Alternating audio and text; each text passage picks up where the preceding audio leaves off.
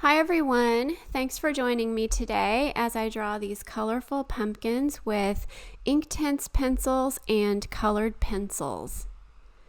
Jumping right in, you can see me applying the Inktense pencils with a paintbrush. I just dip my paintbrush in water and then I apply it straight to the paper. I'm using lots of different colors of the Inktense pencils for this project, and before I got started on my actual project, I did go ahead and swatch these out so that I could tell what color I was going to get when I applied it to the paper. I am working on Strathmore Bristol Vellum paper that I have taped down to an artboard, and I did want to mention that I made a little bit of a rookie mistake here. I'm not used to working with so much water, and I should have taped this down way better before I got started because I did have some buckling with this paper. I don't think it was the paper's fault. I think I should have taped it down a little bit better. So I remedied that later on in the drawing, and everything turned out okay. But if you're going to work with these pencils with lots of water, I would recommend taping down your paper really well before you get started. Here you can see me coming back through with the actual colored pencils. I was working with all Derwent pencils for this project, so these are the Derwent Lightfast and Derwent Drawing pencils mainly. And then after I applied the pencil, I'm blending everything out with Gamsol odorless mineral spirits, which is a solvent that dissolves the pencil pigment and makes this drawing start to look more like a painting. There were lots and lots of layers involved in this process. The first layer was usually the Inktense pencils, followed by several layers of different colored pencils, followed by a blend with the solvent, and then followed by more layers of pencil and sometimes even more solvent. So lots of layers. I was really going for a little bit looser look than what I typically draw. I was just having some fun with this. I don't typically work with the Inktense pencils, so this was a learning experience for me, and I was just trying to experiment a little bit and have some fun. Here I'm on to the next pumpkin, and I really was just splotching this color around where I could see it on my reference image, and then coming back later and refining things a little bit more with the actual colored pencils. This reference image is available on Pixabay, so if you would like to draw these colorful pumpkins yourself, you can find this reference over there.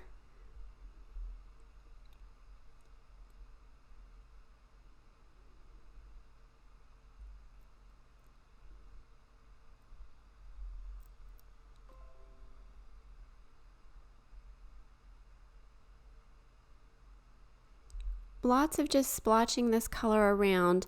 Like I said, my goal was to create lots of texture and interest in this drawing and go for a little bit less realism than I typically do. But I think if you spent a little bit more time with those initial layers with the Inktense pencils, you could get a very realistic look.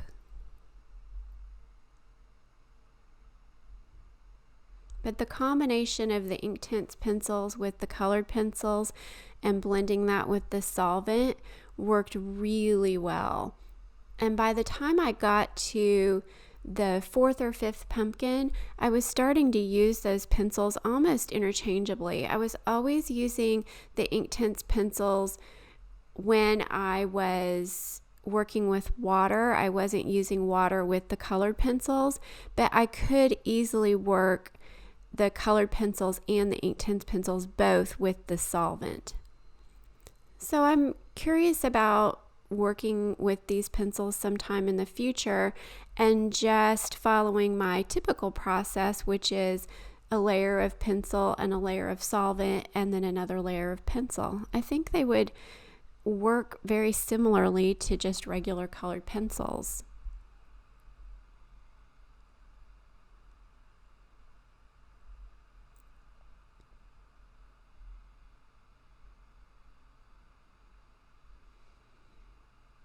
You can see I was using a lot of contrast in this drawing. That's one of the things that I always try to do in my drawings. I typically will increase the contrast on my reference images before I even start drawing. I just personally like that style. Here's a blue pumpkin. I thought this one was really pretty. You can see there's some white splotches that are showing up underneath that blue. That's where I applied a layer of the Derwent Drawing Chinese white pencil before I applied the Inktense, and that way the white highlights will show up underneath that blue, and again just creates that look of texture and depth to the drawing. It was also really important to get those lines for the different sections of the pumpkins, those curved lines going in the right direction. That helps give a 3D effect to the drawing, so it looks like these pumpkins are 3D and not just lying flat. And creating the really dark shadows behind the pumpkins also helps push them forward and create that effect as well. And there you can see the first 3 pumpkins, just continuing to layer and layer and layer. Now I'm beginning to work on the 4th pumpkin, probably the main focal point of this drawing if there is one. There's so much going on in this drawing, lots of interest, lots to look at. It's a little bit of a busy drawing, you could say, but this particular pumpkin I spent a lot of time on. It takes up a lot of space, and I'm just applying that initial layer with the Inktense pencils. You can see in some cases I just went ahead and drew straight on the paper with those pencils, whereas in other cases I was applying the paintbrush with water to the tip. Derwent also makes something called Inktense blocks, which are probably a little bit better suited for that purpose, but I happen to have a big set of the pencils, and so I just use them this way. It works just fine. Just dip your paintbrush in the water and onto the tip of the pencil, and then you can paint with it. But you can just apply the pencils to the paper and go over that with water or solvent.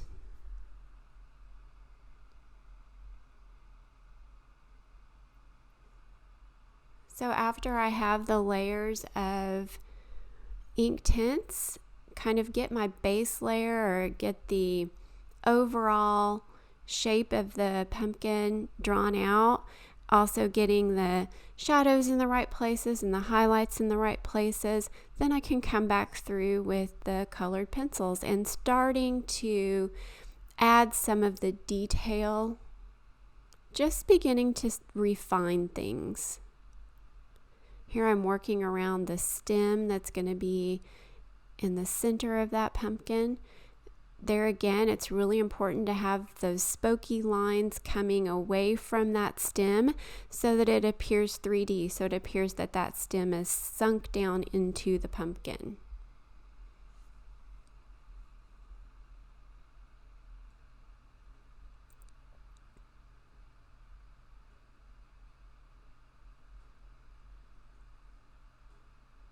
I love the color combination on this with the blues and the greens. I think that's so pretty. It's very important to me to get those sharp edges around the outside of the pumpkins. Don't want any blurriness if I can avoid it. And I don't like any graininess to my drawings either.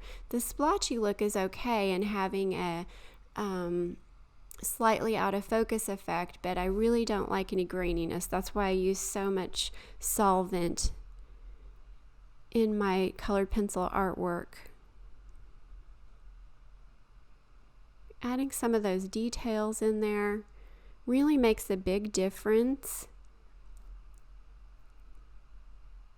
When I thought I was mostly finished with this drawing, I set a timer for an hour and came back through and just continued working on it, continued looking for areas that I could add some shadow, add some highlight, add a detail here and there.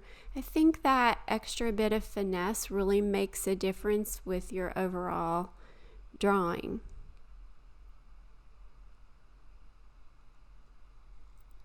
Blending one more time here with the Gamsol.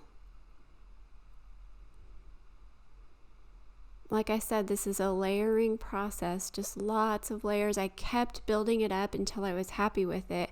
Did have a couple of moments with this drawing that I was not happy. There were a lot of really ugly stages and felt like maybe I wanted to give up on this one, and I'm really glad I didn't.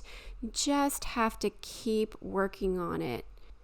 For any beginning artists out there, I just think it's really important for you to understand that all drawings go through some really ugly stages, and that is normal. That's what you should expect. So if it looked great from the very start, you'd be done already. That's what I always say. So this is a section of the drawing that I did for Patreon where I was working in real time and showing you exactly which pencils I'm using and talking as I'm working. This entire drawing is available on Patreon as an overview, a 2-hour long video, and then this section is what I call a real-time excerpt where I talk and draw at the same time. So it's a 2-part video series over there. If this video is moving way too fast for you and you want to see a little bit more clearly exactly what I'm doing, you can go over there and watch those videos.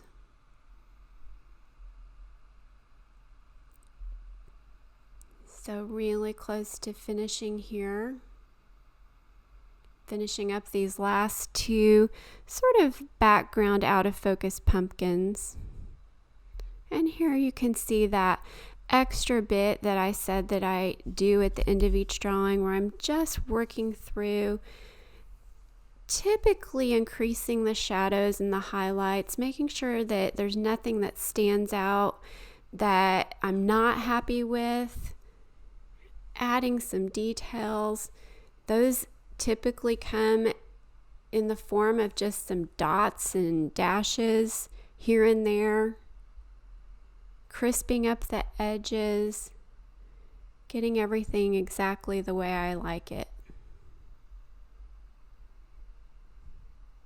Here I'm just using the Inktense pencils and the colored pencils interchangeably at this point, working back and forth over everything.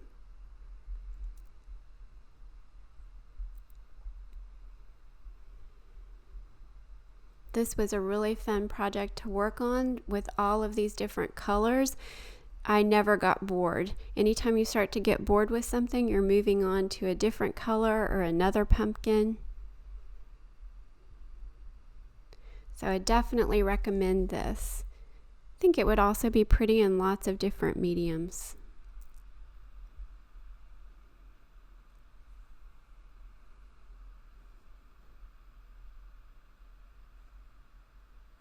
And finally removing the tape.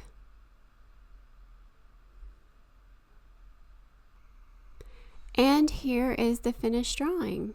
Like I said, if you would like to see a slower version of this drawing tutorial, you can head on over to Patreon. I also have over 100 other drawing videos, tutorials, tip videos, Lots of botanical artwork done with colored pencils.